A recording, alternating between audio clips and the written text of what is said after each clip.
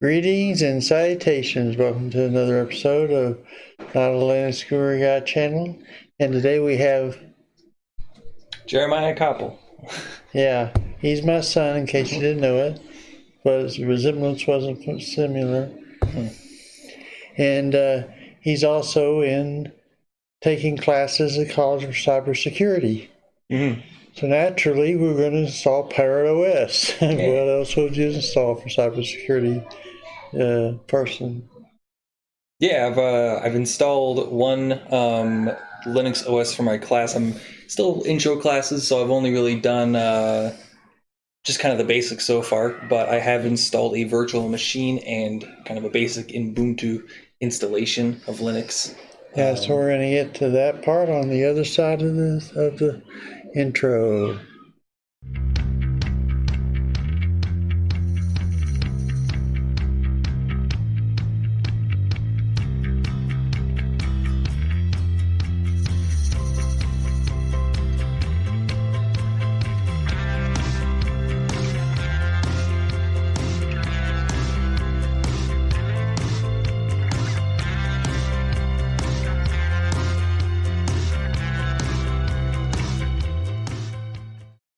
So, yeah, we're here, ready to start our install of Parrot OS, but we thought we'd look at the website first. Do you have anything else you want to add? Nah, I don't think so. Excited to see how it works.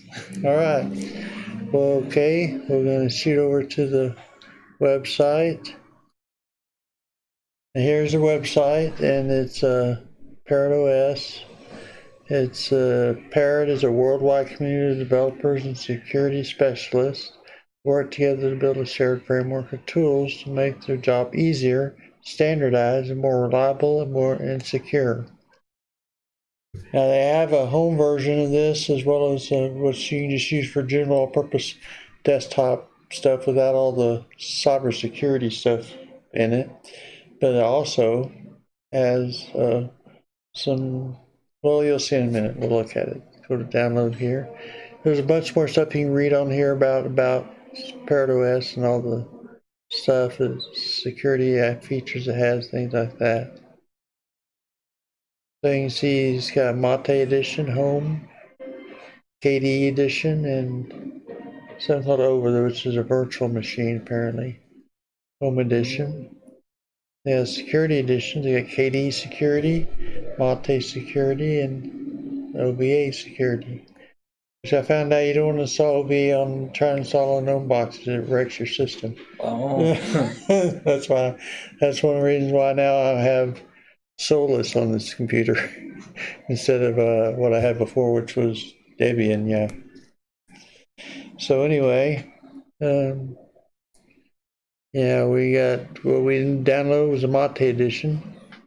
I thought it'd be easier to install it on a laptop over here. We have Aspire, but had problems installing it, and it had to crash because it not really crashed. It just couldn't install it because it didn't have enough memory on this computer apparently to install it. It needed at least 4 gigabytes of data to install Mate edition, probably more for KDE. Although KDE can be pretty resource friendly if you want it to be. Anyway, this is the default. We downloaded this, and that's where we're at. Now, would you say this Parrot OS has a slightly larger file size than many other? Yeah, if you download the Security Edition, I'm not sure. The Home Edition may be standard thing, but the Security has all these extra programs for security, cybersecurity in it, which we'll get to in a minute when you look at Pinteresting and all that kind of good stuff.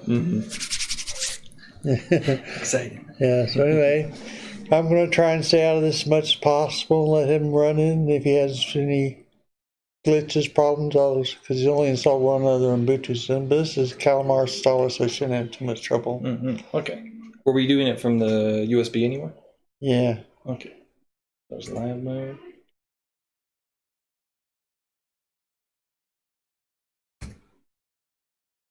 Okay. It may say something in here. I'm not sure about whether It's not good to install on a virtual machine, but we're doing it anyway. Haha. I gave it 6 gigs of memory just to make sure I have memory to operate with. Oh, okay, so you are doing a virtual machine right now? Yeah. Okay. Yeah, it's Gnome Boxes is what I'm using.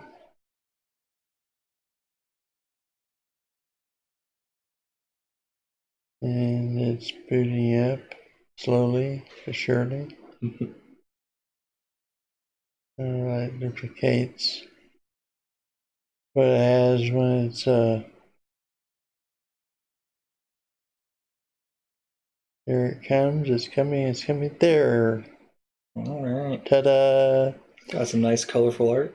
Yeah, you notice the size isn't matched up with the thing automatically, but hopefully when we install it'll change. Alright, and then from here we just do the install. Yeah. I think this is where last time it said it didn't have enough memory on the other one. Mm-hmm. Okay, yeah. English? America, New York City.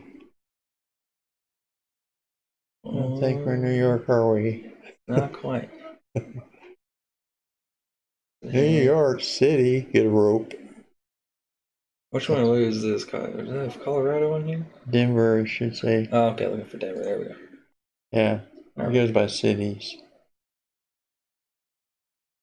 Keyboard, all this default should be good. Yep. Partitions. Yes, all current on such storage device. We're using virtual machines, so it should be fine. Yeah. Yeah, so all that unpartitioned space. Yeah, Oh, okay, so I have to choose one of one. these. So probably erase disk, right? Yeah. Since you're on a virtual machine. That'd be easiest to do. If we were doing this on a... Now you have the option obviously on this to install a swap file if you wanted to have a partition partly for swap.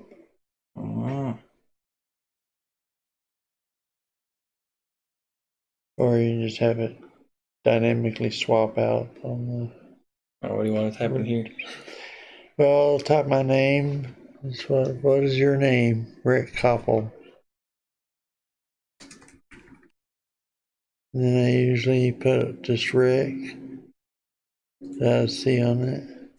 Yeah. Okay. And then for the name of the machine, I usually put Aspire. Well, on this, I just put the name of the system, so I have to put Parrot. So, yeah, you can put anything there you want, but you can call it Googly-Gawk if you wanted to. That's how it show up on the network. And you had a password. You want to type something in? Password?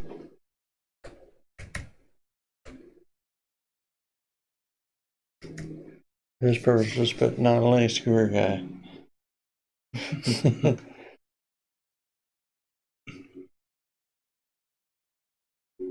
Okay, quick summary. I think everything looks good. Yeah. Fairness about to change to your disk order. Good, it's all on virtual machine. Yeah. There she blows. Yeah, the Calamar installer is pretty easy. You just answer all the questions and then you install and it finishes up the end of it. Yeah, it seems like once you get this running and get the installer going, it's a pretty easy process. Some of the installations we use have a that has questions and stuff divided out. So it's like a go process for a while.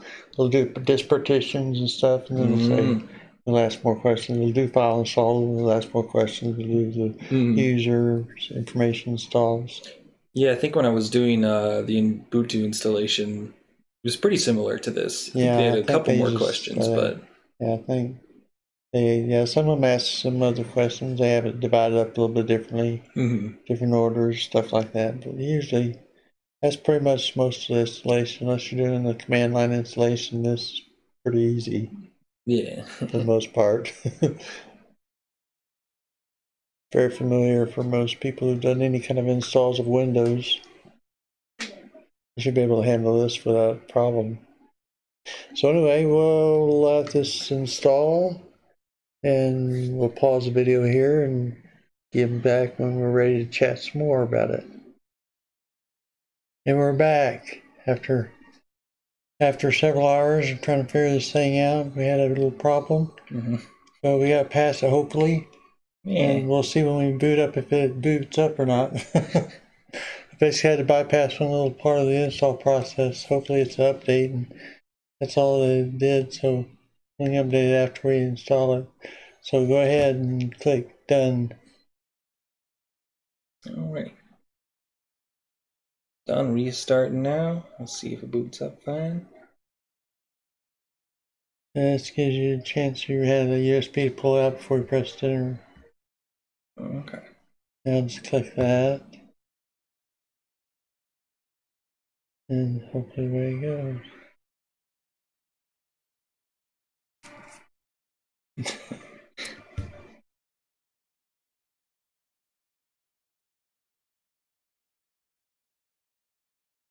Looking good so far. Ready for the display manager. Display the login screen. There it is. All right. GG.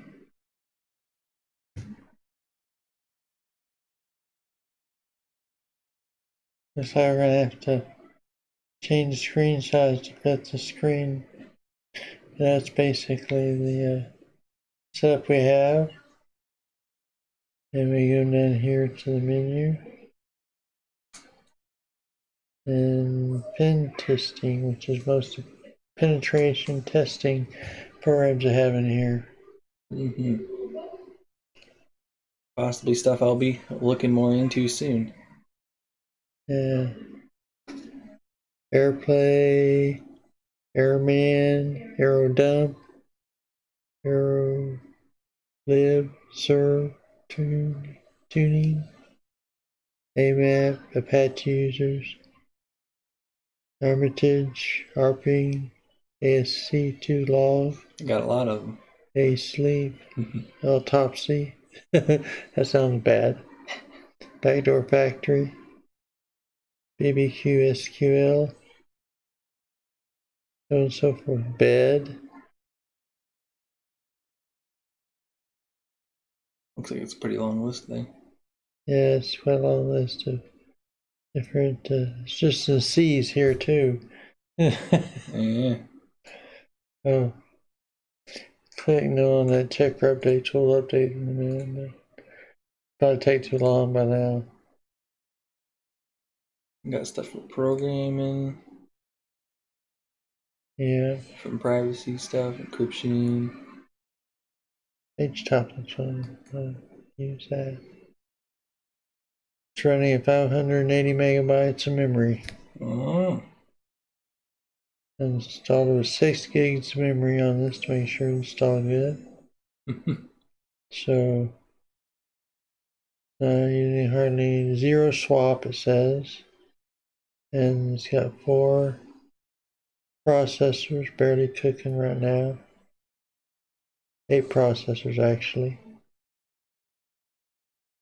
Is this one running pretty lean then? Yeah. Yeah, it's pretty. I found anyone pretty good for Monte. That's pretty lean. And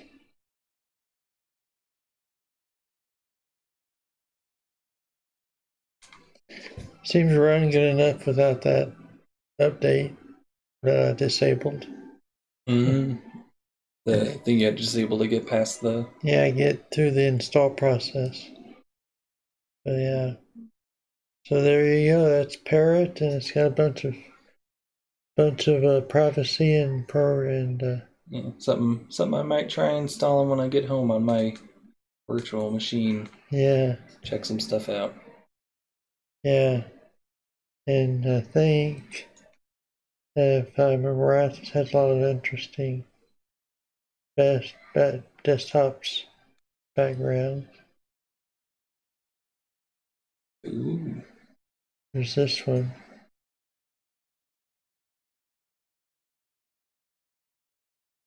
Wow. Some pretty nice photographs in there. And most like Linux Mint or some of those other ones, automatically set the right display. Mm-hmm.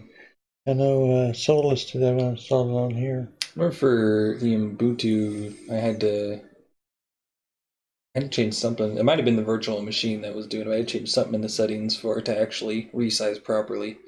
Otherwise, whenever I increased the window size, it would just create big black borders around the screen. Kind of like what you got here.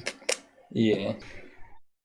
Hey, we're back and we're ready to close this out. We thank you for watching, and if you enjoyed this, click the subscribe button and the notification bell and all that good stuff. And you have anything you want to say, or any beatboxing you want to do, nothing like that?